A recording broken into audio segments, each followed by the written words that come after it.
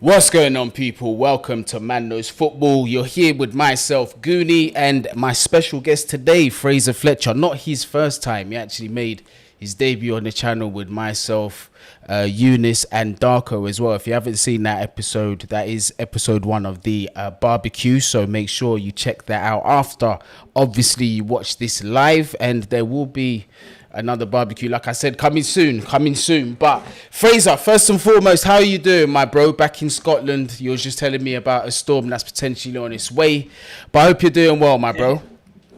Yeah, well, the storm that's happening is the transfer window, mate, isn't it? I mean, it's kicked off. Certainly, you're going to get my dog in your stream, folks. Welcome, Bert. He's part of the team here, my wee assistant. So, yeah, it's been busy, mate. It's been really, really, really busy. I think a few of us are surprised by kind of how busy it's been in terms of the start. I mean, it's so intense. Chelsea going for it, Arsenal going for it. You've got Newcastle making moves, Liverpool making moves. So, yeah, we're only, 3-4 days in? And it's madness already, bro. Yeah, it is one of the most entertaining parts of well, I wouldn't say the season, but one of the entertaining periods of football for me. It does make not having any football around just a little bit better. Obviously, I do miss what's being kicked on the pitch, you get me? But before we actually get into the show, there's one thing that I do have to do. I've got to give a massive shout out to my guy, Clinical Beats, and his son, Rion. Yeah, that's a very close friend of mine who is currently tuned into the team. Big Manchester United fan, and we will be talking about Manchester United news in this as well. But I'm just going to get straight into it, bruv. I've just been looking at your tweets, and the first one that really stood out to me was one that you done about half an hour ago, which is Manchester United have moved into a strong position for Andre Onana as first reported. Champions League football, also a big plus for the Inter Milan goalkeeper. But you also did follow on this tweet saying, I must state I haven't had confirmation Chelsea are completely out of the race though, and my understanding Inter are pushing for nearer £60 million. We shall see if they can get that. Let's start with Manchester United first, because me personally, I would like some clarification as to what is going on with the whole takeover situation of the club and how obviously it's going to be affecting the transfers. So do you mind just starting there for us? So I'll start by saying, my man, I'm a transfer guy. There's guys that are amazing at the takeover stuff. You know, Mike Keegan, you've got Ben Jacobs, you've got obviously Ornstein, who knows everything about everything anyway, and then you've got the likes of Fab. But even Fab himself, you know, he'll wait till it's done. The understanding is that Qatar are very confident. They're feeling very confident about their position, but there's been no declared preferred bidder yet. That's where we're at. Obviously, Reuters put the article out saying that Qatar have been given exclusivity, but we're still waiting. Personally, I will wait for Ben Jacobs. I'll wait for Keegan's. I'll wait for Simon Stones on this to talk to us about it, because they're kind of the ones that are really in the know on this stuff. I get drip fed stuff. The only thing I put out about it was literally me reporting what had been said in Qatar. And it was like, people said, well, Fraser's saying that Qatar have won. And I had to put out a thing saying, no, I'm just reporting what's happening here. And then from there, I've decided to kind of stay away from it, because it's not my strong suit. You know what I mean? And that's all right. But I will say this, like, Qatar are positive. There's certainly noises coming out. I think Qatar, no, what am I talking about? Qatar are positive. Because I'm thinking of Newcastle, mate, and I've got all these transfers from Saudi Arabia in my head as well. They're positive.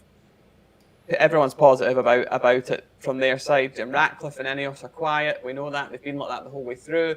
So we'll wait and see. I mean, how does it affect transfers?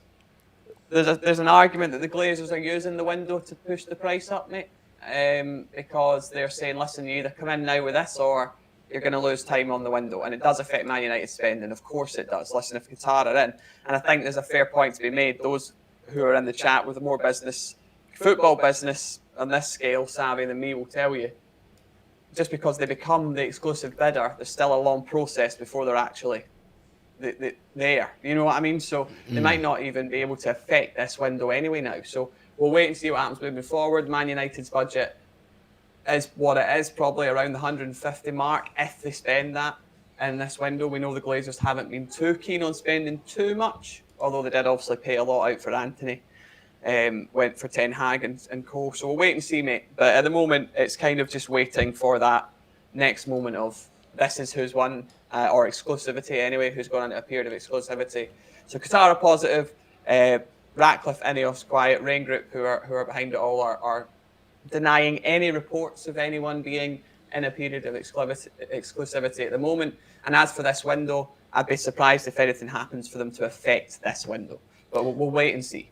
So in terms of business actually getting done, regardless of the situation of the sale, that's looking like the most likely thing here. Because I'm asking you because I get asked this question quite a lot by some of my subscribers, and I want to be able to give them an answer. Obviously, hence why we're doing this stream, so we can give them some answers. So regardless of that situation, Manchester United will be acting in the transfer window, and we can take this as, because they're looking for another goalkeeper, aren't they? The situation with David De Gea, they're not too sure whether he's going to be signing a new contract. Correct me if I'm wrong.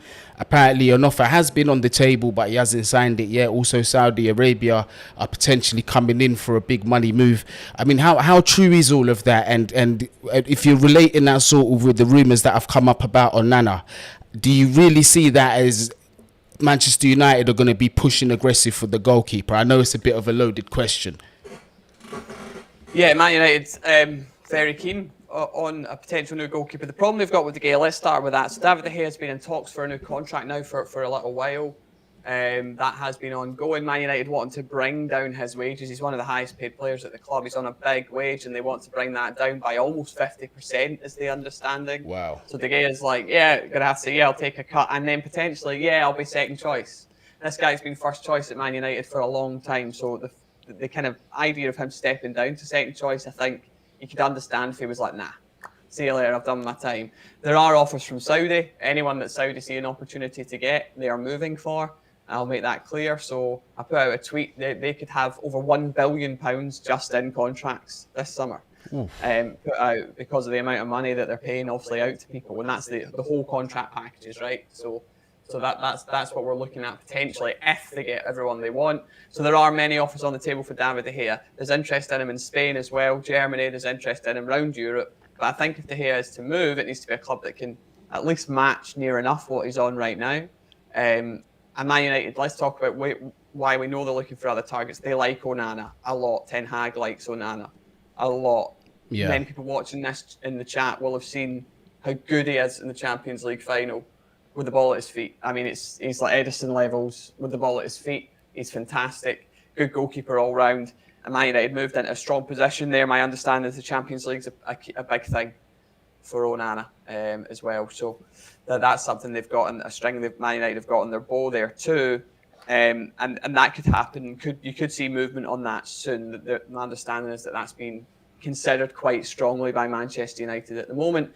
Wouldn't surprise me if De Gea does sign, but my idea, my understanding is if he does sign, he'll sign believing he's number one. Okay. So that would probably knock out Onana's and co. Man United. So it's an up in the air situation, mate. Listen, I'd love to come in here and say this is happening and this is happening and this is happening. But as I said last time with you, bro, I can't do that until we know. So we'll wait and see on that front. I mean, the transfer window is a very, very volatile market. Things happen in a matter of minutes, like that's how dramatic this thing goes. So it's almost impossible based on that to get everything 100% or to know everything, because things just change in the finest of margins in the transfer window, which most of us do know. But some, we've got to assume that not everybody has been watching football for as long as us. Some people are just joining, watching football, just getting into it for the first time, so they don't know some of these things. But we'll stick with Manchester United for now, but obviously this does cross over with Chelsea Football Club. But the situation with Mason Mount, it's gone a bit quiet on that front in terms of media wise. The last that I heard is that Manchester United are not willing to go above £50 million and Chelsea are not willing to sell less than, I believe, 70 or 80 million, one of the two. So has there been any sort of developments in terms of that situation there? Yeah, I mean, Mason Mount is ready to go. Loves what Ten Hag's done, wants to move to Manchester United, no problem personal terms, will be getting a really good wage there and is ready to do that. So we've known that for a while. Liverpool gutted. They put a lot of work into that deal. We spoke about that last time, didn't we, mate, as well? Yeah. When I was on, they've been in the race, but the relationship between Mount and Chelsea in terms of a new deal, that's now unlikely at this stage unless Chelsea come back in and kind of match what Man United are offering. But he does like Ten Hag, and we believe that the player side and the club side, that's sorted. The difficulty is definitely Man United coming back in with the fee Chelsea want. So Chelsea have been quoted to clubs £140 million for Kai Havertz and Mason Mount, right? So that's 70 million. Havertz has got a lot more flexibility there. We do know that he's a player Chelsea would be willing to sell. They do have Nkunku coming in. Also, we knew about Jackson last night. And then, obviously, we are looking at another striker, to my understanding, as well there, technically. So that could be two strikers in there with a Nkunku coming in who can sit in the 10, potentially another central midfielder too. So a lot going on there for Chelsea to allow Havertz to leave. But Mount is a player that is still seen as really talented by the club. He's English as well, which is important for homegrown status if they get into Europe in the next season. And then, of course, he's just been at the club for a long time, and his talent, and Pochettino does like him. Pochettino would like him to stay.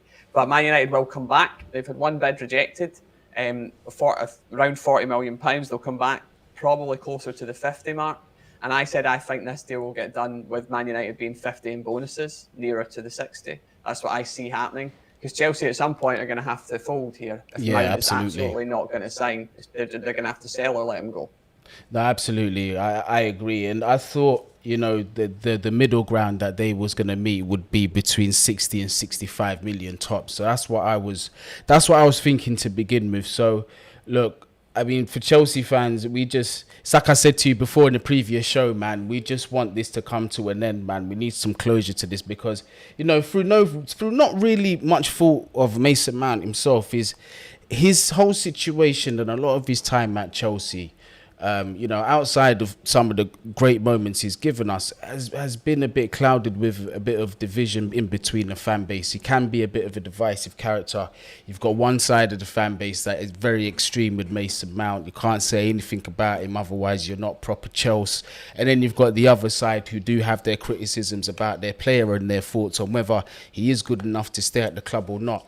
But what I think is if he goes to somewhere where there's a clear vision of football, which Ten Hag does have, and no doubt that's probably what's attracting him to Manchester United as well as the prestige of the club, there could potentially be a good player there that could fit into that system, because they will have, if they do sign another central midfielder, that will bring a bit of balance to that midfield. Then you're talking about Casemiro, whoever they sign, if they do sign another central midfielder or an existing midfielder, and then you've got Mason Mount, who doesn't need to necessarily contribute so much to the defensive duties. He can focus on what he's good at. So I can potentially see him moving away might be the right thing for his career. We might see Mason Mount, develop into that player that we once thought he was going to become at Chelsea. Unfortunately, the story ended slightly different. But just to really finish up on Manchester United, we know that they're also in a situation where they're looking at strikers. We spoke about Rasmus Højlund before over at Atalanta. New developments have also come out that they're looking for no less than 100 million euros for him. Once again, correct me if I'm wrong, which is a lot of money. But there's also controversy in terms of the potential return of Mason Greenwood into the squad. But what do we know about the Manchester United striker situation as well? Well, yeah, I mean, Manchester United have done a lot of work on Kane. Obviously, they've wanted him for a long time. The problem Manchester United have is Daniel Levy is not keen to sell Harry Kane to a Premier League, or what he considers a Premier League rival, right? So someone who Harry Kane's going to be scoring 32 goals for in the Premier League and will demand excess of £100 million for Kane. If it's £100 million for Højlund, which I think, to be fair, is a strong figure to put for him.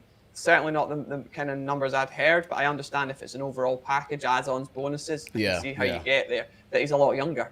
So Man United's problem with Kane is the value of the deal. The value of the deal is all right for a younger player that they can put on a 6-year deal, and he's there for a long time.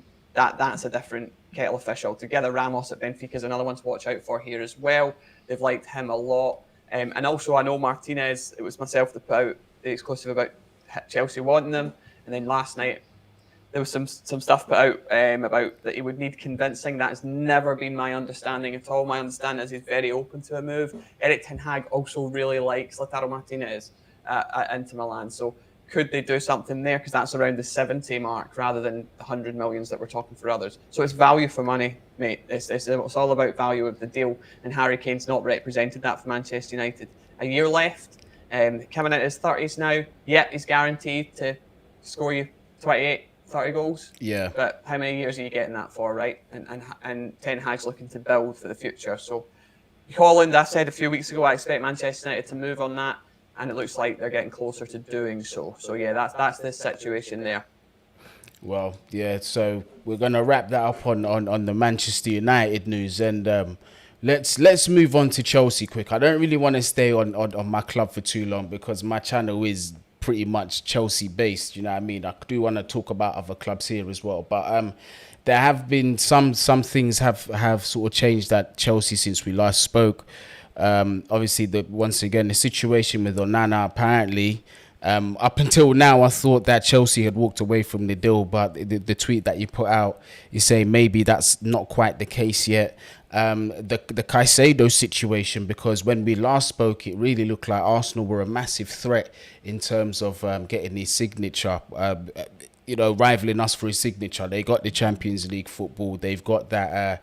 They've got that shine around them right now. Had a pretty good season. Obviously, they didn't win the league, but finished second. Good achievement for them.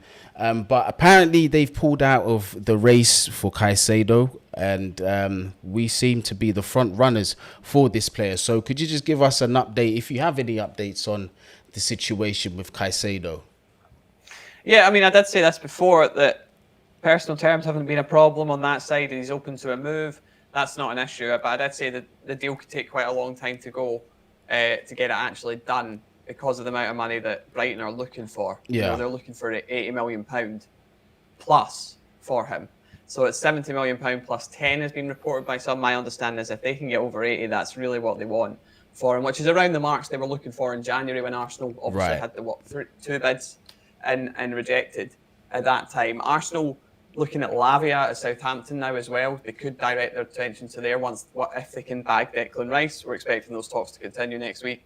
And Chelsea will move into next week, continuing to talk with Brighton over Caicedo. So that's not done. Chelsea will go back for him. That's still an ongoing situation. Chelsea in a strong position unless someone is to swoop in and cause problems on that deal. So that's the only reason Chelsea could have a problem. Let's say a Manchester City said, you know what, we're going to go get him.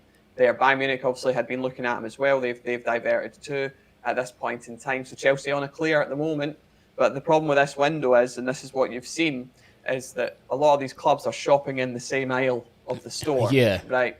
So if you don't pick up the item you want quickly, and it looks, available, someone else might come in and grab it. So Chelsea have already seen that with Ugarte. They're looking at it with Onana. I'll confirm my point on the Chelsea not being quite out of it that I put out, mate, on that in a second. Yeah. So Chelsea need to move fast on this, but it's a difficult deal to move fast on because structure is really important. And we're talking about FFP here, Premier League regulations, which Chelsea are up against. And the 30th of this month is vitally important because that's the month that everything knocks on to the next year. So whatever Chelsea can stretch into that and players they can sell will help them too. So that's why I said the end of this month, beginning of July, watch this transfer window go bang. That's when you will see everything happen. And I think Chelsea will try to shift this as much as they can. But the problem with doing that is that you can be sucker punched by someone else coming in, right? So that's the game they're playing at the moment, but they're in a very strong position for Caicedo. Well, I mean, that's good news, but only if Chelsea decide to act fast, and not drag out the negotiations, because quite rightly, like you said, this is a very talented player that is liked by several clubs, so you never know. Like another team who can offer them the football that he's looking for could come and take him away from us. So hopefully Chelsea, we get that deal over the line as quickly as possible. And Romeo Lavia, another player that I was convinced could be joining Chelsea Football Club before this transfer window opened. I mean, there was talks throughout the season that Chelsea were very interested in him. When Thomas Tuchel was here, they actually made a bid for the player, which was rejected by Southampton. So we do know there's been long-standing interest in the player. But I understand now, obviously, Chelsea are focusing on a deal as big as Caicedo. You know, that it's going to take a while, so they want to focus on that first. But do you feel, well, what do you feel, but have you heard if, you know, there is still going to be remaining interest if we get Caicedo over the line? Because me personally, I've always said we need more than just one number 6. And obviously Lavia is a natural DM and a brilliant young talent at that. And I feel would still be a good signing for Chelsea to make. So, but do you know if there's still any interest in Lavia as to whether Chelsea are going to be aggressive and make a move for him later on? Or is it still very early to tell? Well, so I've done a lot of work on Lavia. Anyone that follows me on Twitter will have seen I've put a reasonable out about what's happening there. So let me give you what's happened. Chelsea have done a lot of groundwork on Lavia. They've spoken to the people around him. Those conversations have happened. Chelsea would know the conditions and what Lavia would be looking for to come into Chelsea Football Club. So that's been done. Contact with Brighton has been minimal, and I mean very early. So nothing in terms of like the Caicedo talks, mate, where they're ongoing at the moment. That's not happened. Arsenal have also spoken to Lavia's people, know the conditions of what he would want. Arteta really likes him as well, and I would expect Arsenal to move on that in the next couple of weeks if they can land Rice, as I said previously. Manchester City have got this release clause that becomes active next summer, but there is an understanding that Manchester City have been highly impressed and could be tempted to go, do you know what? We're going to go now and get him now. And that presents a problem for everyone, I think, when Pep Guardiola and Manchester City come in into the race as well. Man United have been keen on Lavia too. They've had a look, but not as much work done as anyone else on that either. And Sam Newcastle have been looking at a distance as well. So there's been a number of clubs who have been interested. At the moment, the groundwork has been mostly done by Chelsea, but our understanding is if that is to happen, it's a deal that could see, 50, 60 come in, which Southampton are looking for. Wow. And that'll be after in the next couple of weeks. So we'll see what happens there. I'd be interested to see if Southampton get the 50 because of the, 45 release clause that Man City have. So that's the leverage people can try and use, but we'll wait and see on that front. But I think, a £50 million deal potentially could be done this summer for Lavia. I expect him to leave Southampton this summer. He expects to leave Southampton this summer, and Southampton expect to sell him. It's just a matter of who's going to come in and offer the best deal. The race is open at the moment, so we'll wait and see on that front. But multiple stuff going on. Arsenal working on Rice, Chelsea working on Caicedo. So, they can work across multiple deals. Of course they can. But like I said about that key date, if they can move it into the next FFP window, it certainly helps certain things. So we'll wait and see on that front. And Nicolas Jackson, a striker that you've also been tweeting about. And to those that don't follow Fraser, his Twitter account is down there in the description. Like I always do, clickable link. So if you hit that, it will take you straight to it. Make sure you give him a follow. Gives very, very good information, not just for Chelsea Football Club, but for all clubs, man. Does a lot of hard work, man, that I appreciate. So definitely make sure you give Fraser a follow. But Nicolas Jackson, a player that you've spoken about, and you also spoke about him at a time where not really many journalists were picking up on it, I believe. So it does look like Chelsea will be going ahead. David Ornstein as well has spoken on the situation. A bit of an unknown element there. My first question actually when I saw this is, if you know the answer to this, do you know which one of the recruitment team had been looking at this player to be able to sign off for him? Because I personally, I'm not going to sit here and pretend like I know everything about the player. I don't really know much about him. He's very much an unknown element to me, because it's a case of, if it's a Christopher Vivel or Paul Winstanley or one of those guys that decided to make a move on this guy, it would make me feel a little better given their reputation of that they've had at previous clubs. Obviously Caicedo being one of them. Winstanley had something to do with that. Erling Haaland apparently with Vivel, and so on and so forth. So they don't have the worst reputation in terms of picking young players. But talk us through the situation with Nicolas Jackson. Well, I'll talk about Paul Winstanley first. My understanding, he's taken a really, really strong leadership role within this window at Chelsea. So anything that's happening, he's well aware of and in tune with. That's my understanding on that. What I'll talk about Jackson is I first give credit to the people where it's due. Nazar Kinsella at Standard was the first one to say about Chelsea's interest. Ornstein comes out with his bomb as usual and then leaves Twitter again saying, look, this is happening. and then obviously followed up by Romano and co.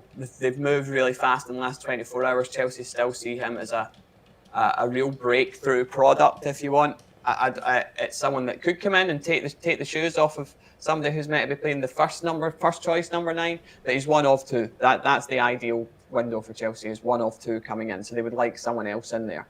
So we've talked about Lautaro Martinez. You've highlighted as well about Gonzalo Ramos. I believe Chelsea could move for Holland as well if Man United don't, but obviously Man United are in a good position with that. And Osimhen we've spoken about a lot.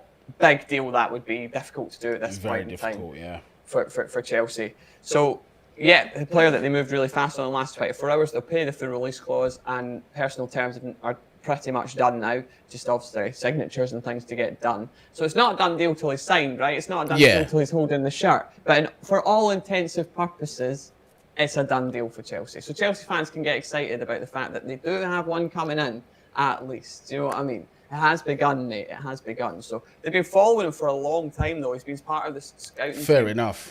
For around 2 years. So they know who he is, even if fans don't. You know, even myself, I'm not highly educated on the kid either.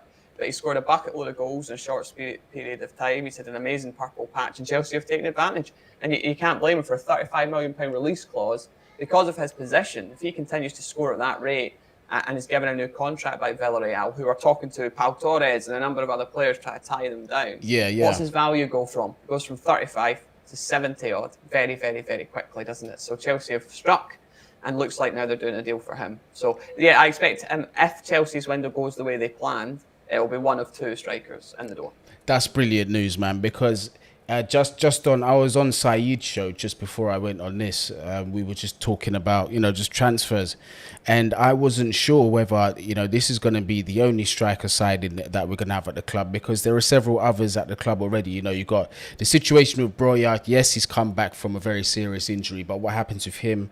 You've got the Dacho Fofana situation. I believe that he's going to go on loan, but and then you've also got the Romelu Lukaku situation as well. Do you know what I mean? So there's a lot going on with strikers. Lukaku has zero intention of staying at Chelsea. That's brilliant news. That's good news. But I think I think a lot of Chelsea fans have sort of accepted that's the situation and are happy about it as well, because he's another player that has been a little divisive in the fan base as well. But it is what it is. We'll move on from Lukaku. But our second option, in terms of the striking position,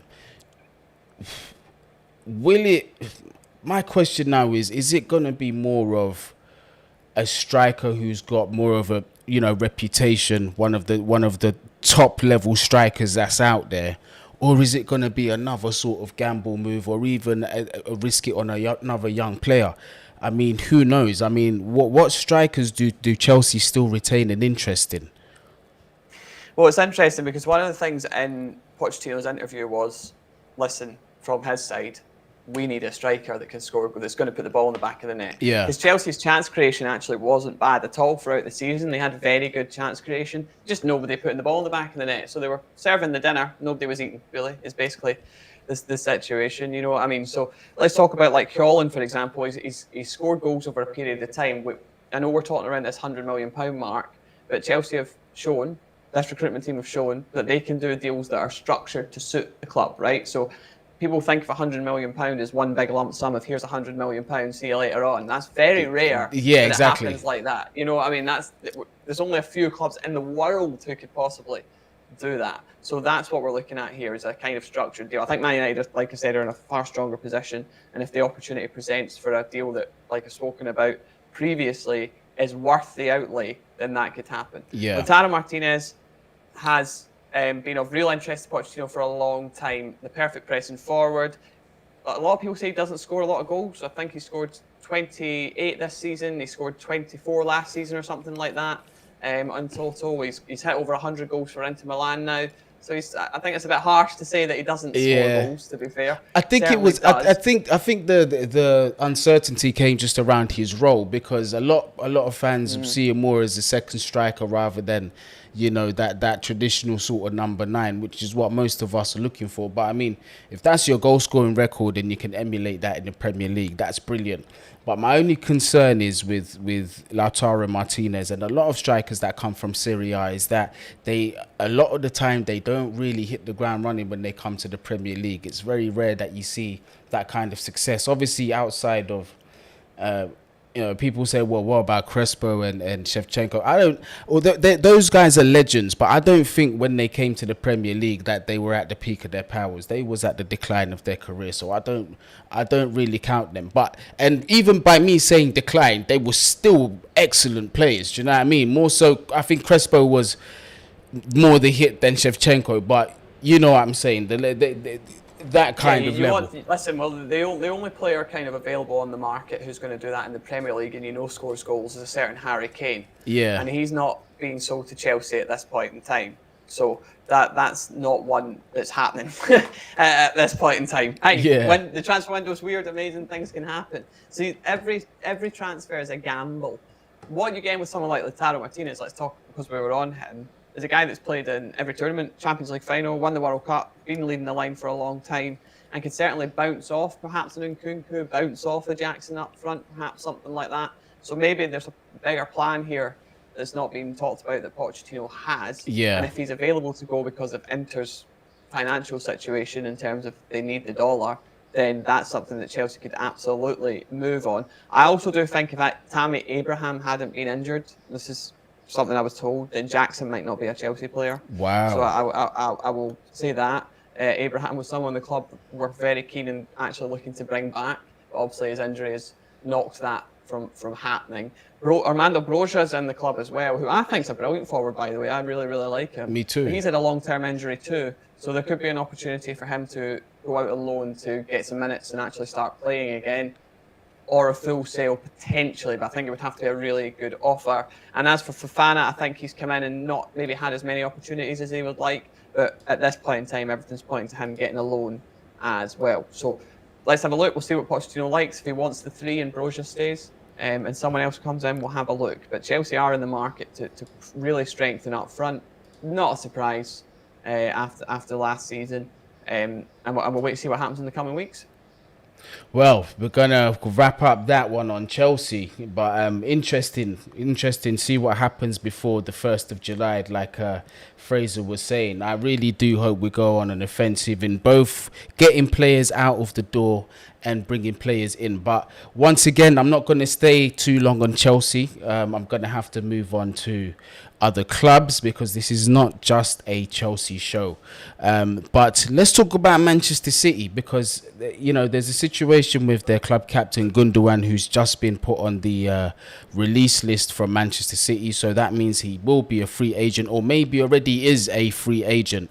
And they are also looking at signing a new centre-back, and they have been strongly linked over the past few days with Josko Gvardiol, a player that we was linked with last summer. But let's start off with the Gvardiol situation because I think that will be a top level signing for Manchester City, and I think he's just going to develop into an elite centre-back under Pep Guardiola. But what do you know about the situation between Gvardiol and Manchester City? Long-term target for the club, and Manchester City will pay what looks like a record amount for a defender in the coming weeks. It's been something Pep Guardiola has been very keen on doing for a long time. I think it's quite a scary thought. Diaz and Gvardiol beside each other in that defence, and what else can they add, Manchester City, to that team?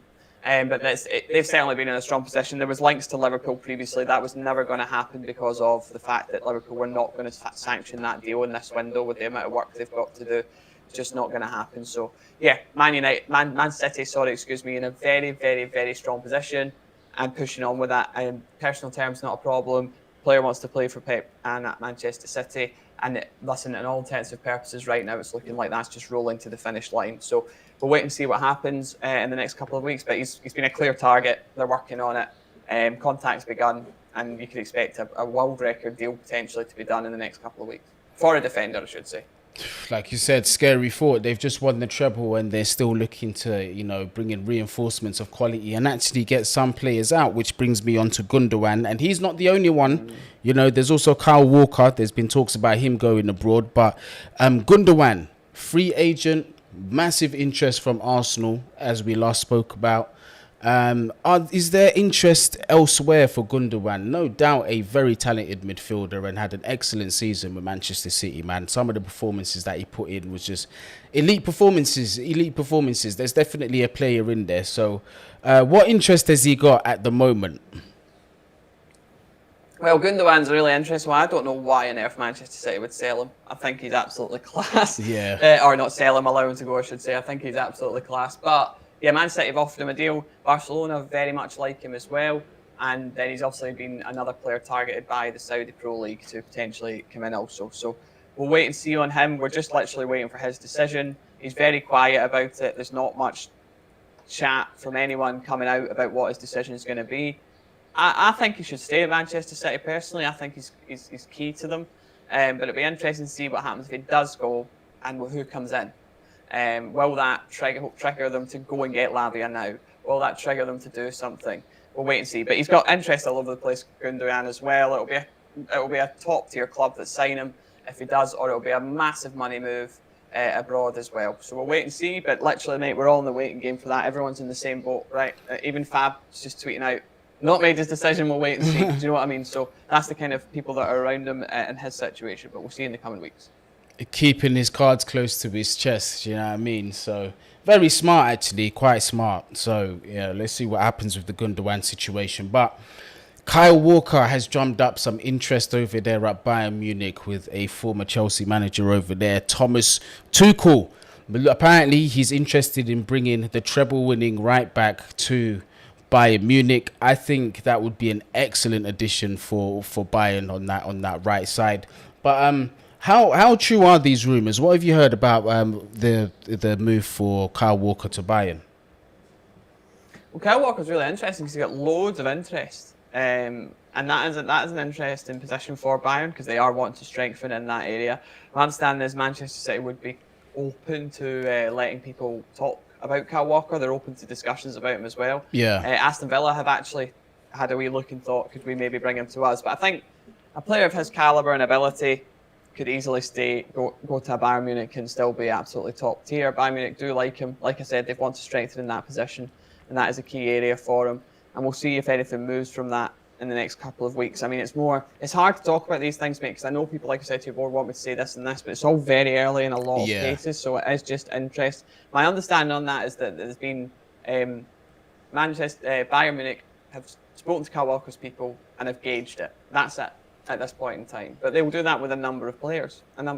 So, yeah, it's a position that Bayern Munich want to strengthen. They're actually looking at the English Premier League quite a lot, Bayern Munich, this year, so look out for that they are potentially looking around those players who are coming to ends of deals, or they know we've got an exit on them, so keep an eye on that for sure. I would expect them to come in for a couple more over the window. I've been told that they've done a lot of work in England over the month, so you can see more from Bayern Munich for sure. So Kyle Walker, top ability. We've seen how he stopped Vinicius Junior in the Champions League. You've seen how he stopped Mbappe in the past, and I'm sure Manchester City won't be perturbed to keep him if he doesn't leave, so we'll wait and see on that front. But yeah, plenty of interest in Kyle Walker, and we'll see his future in the coming weeks. There is certainly an avenue, though, at this point in time, a door open for Kyle Walker to leave Manchester City this summer.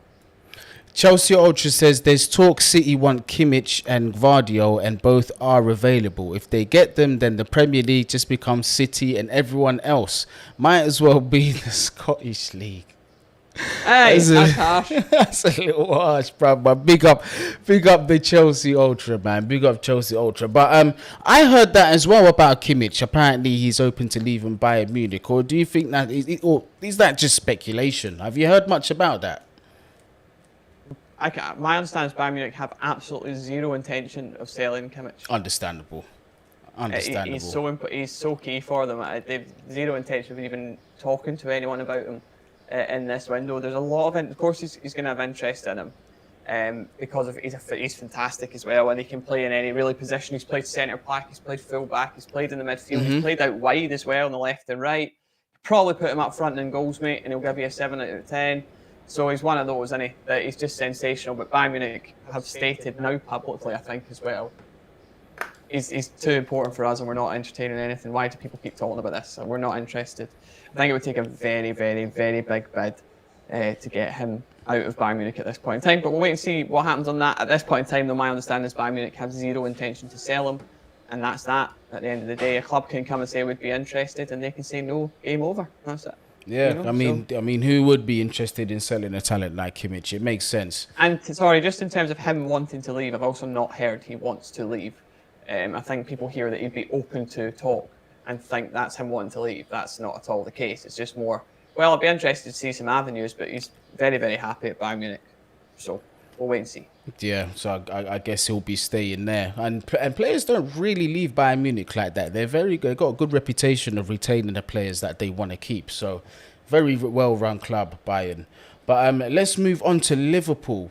Because the last time we spoke, I was pretty convinced that Khephren Thuram was a matter of, next few days it should be done. They're going to be moving on to Manu Kone. This is obviously not from the information you gave, but from what we're seeing all over the social during that time in the news, looked like Liverpool were quite close to getting those two players. So is it more of a case that news was a bit premature and, quite a few people jumped the gun a bit? Or are they still in advanced talks with these players? Not advanced at all with Kone, but we can touch on that if you want. The conditions of the deal around that are really interesting because the Liverpool sporting director's son is the director at Borussia Mönchengladbach. So if Liverpool want a deal, they know they can get a deal. That's not a problem at all on that side of things. They've obviously not moved for good reason at this point in time. The deal's there to be done. That's not a problem.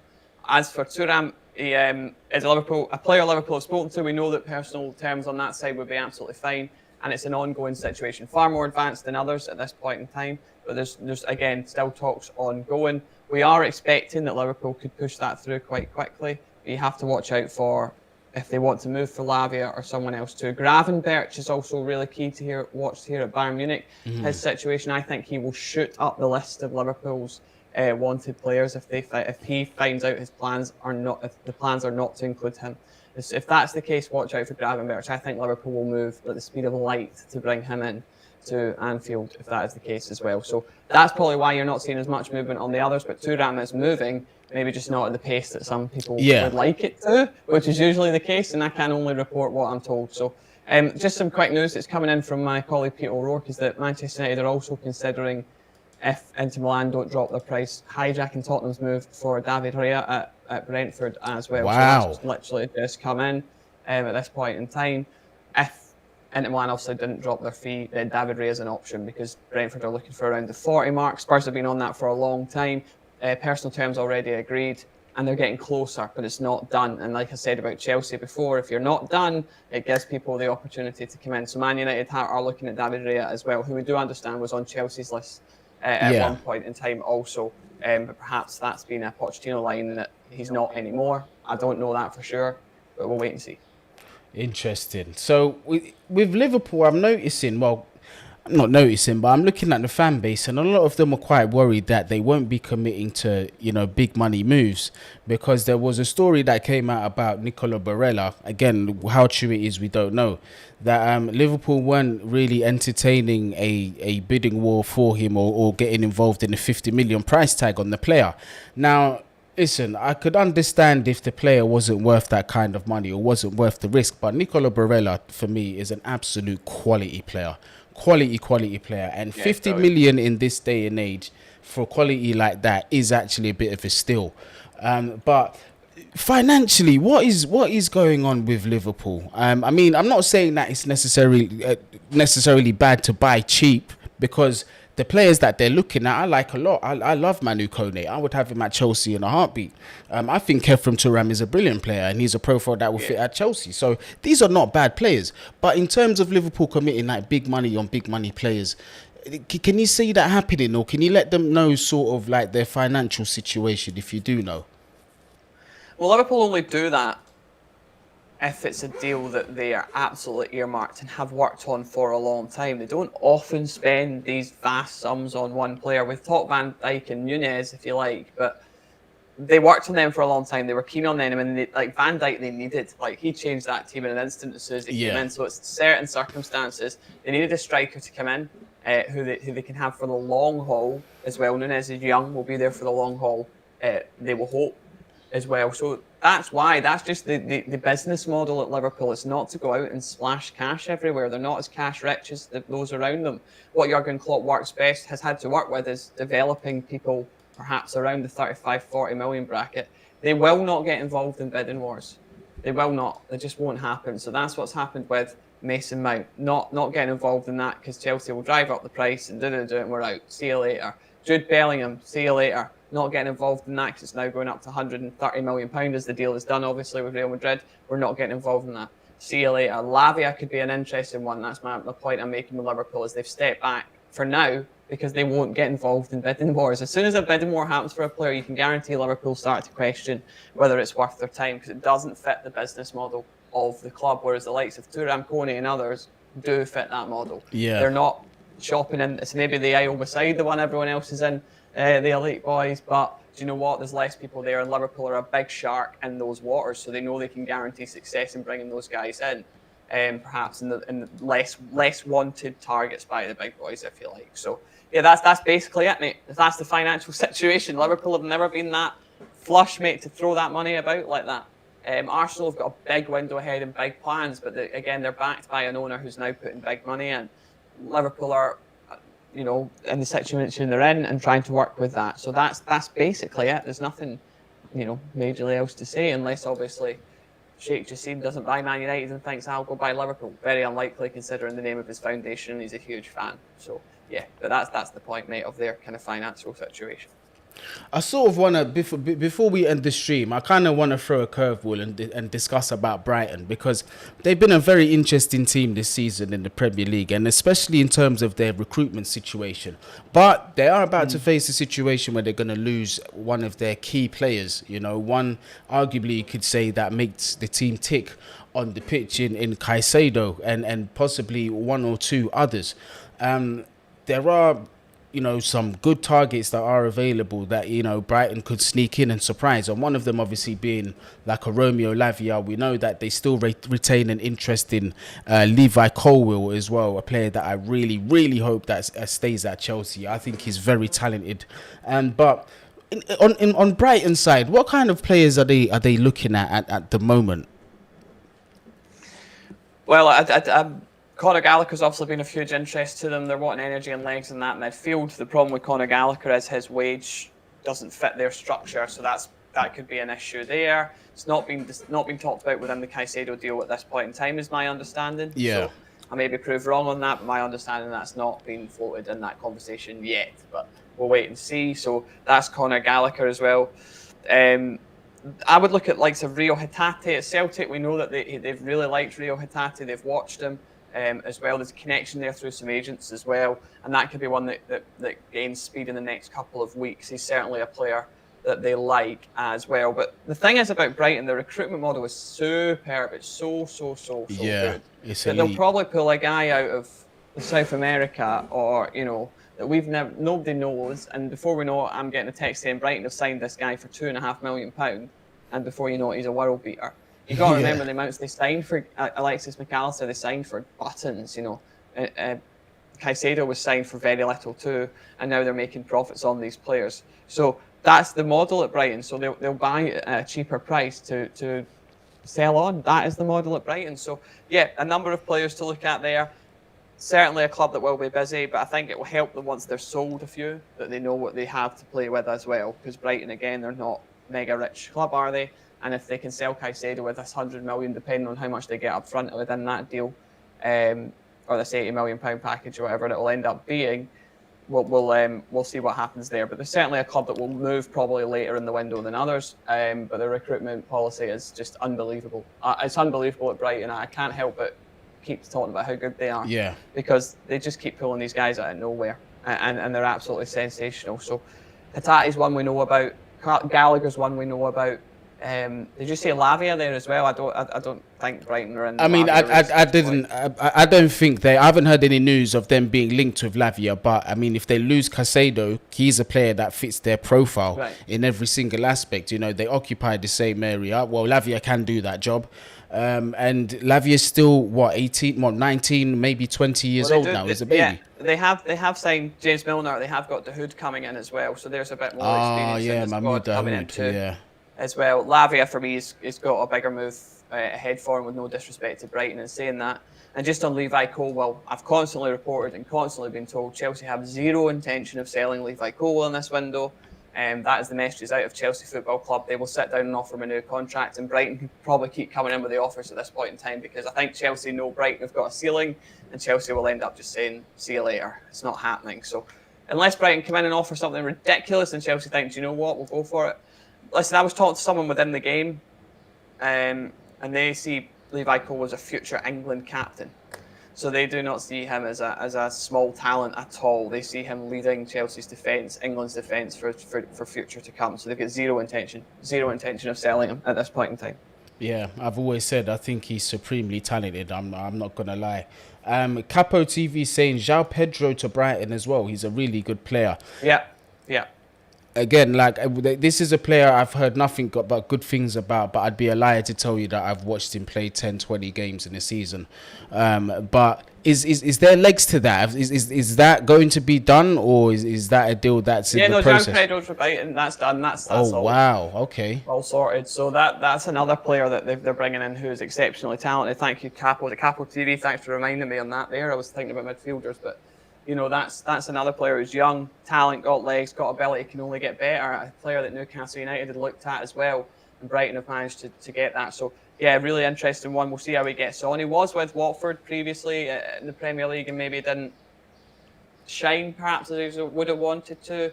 Perhaps it was difficult circumstances. He was still young, but he's certainly been brilliant for them over the last season, and Brighton have moved on that. So, yeah, another one. So there you go. That's exactly the kind of market that we're looking at with Brighton most of the time. Yeah. I mean, before we bring the stream to an end, is there anything that you perhaps want to add on, or, you know, anything that you want to share? Mamardashvili at Valencia. All I'll say to people is I'm working on that, and hopefully have something out soon. Wow. Okay. So definitely, people, you already know where to find Fraser. His Twitter link is in the description. Make sure you give Fraser a follow. You know what I mean? Make sure you also give the video a massive thumbs up. Also subscribe to the channel. Let's get us up and running again. I know I took a long hiatus, but like I explained in the last live, it was for a good reason. But I'm starting to show my face more and more again, so get used to me being back. But we'll be back tomorrow. I will be having Saeed on the channel. I'm going to be asking Dan, who's an Arsenal fan, to jump on as well. So definitely stay tuned to the channel. Subscribe if you're new. Also, like I said, make sure you follow Fraser. Also, Fraser, please, before you go, let the people know where they can find you and where you put up content as well. So yeah, on Twitter at Fraser Fletcher. You'll find me there mostly. That's where I spend most of my time. Obviously, football transfer correspondent, Football Insider. I do a morning show every single morning on YouTube, Monday to Friday. You can find us there. All the usual places, mate. All the usual places. Oh, that's brilliant. Thank you very much for jumping on the show, man. Really appreciate Thanks you. for having me, This is your second time on here, man. We hope that you can jump on again some other time. But people, once again, thank you very much for joining in. Thank you for your contributions in the comments. A few topics that did come up amongst you guys. Unfortunately, I didn't bring it up because you already had the structure of the show. There were so many different players that we're going to talk about. But I've taken some notes in on my computer of some of your questions. So we will be discussing those players tomorrow. I'll probably put out 2 videos tomorrow to make sure I fit those in. But people, make sure you stay safe. And as always, Gareth Southgate, get out of England.